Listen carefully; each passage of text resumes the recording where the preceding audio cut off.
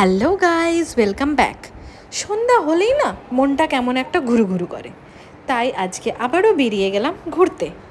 আজকে রাস্তাঘাটের জ্যামটা তুলনামূলকভাবে একটু কম থাকার কারণে আমরা আমাদের ডেস্টিনেশনে খুব জলদি পৌঁছে গেলাম।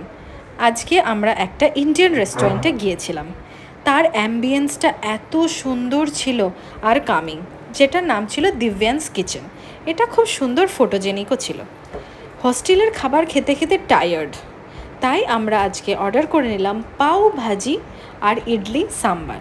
এদের প্লেটিংটাও অনেক সুন্দর ছিল, কোয়াইট ক্লাসি।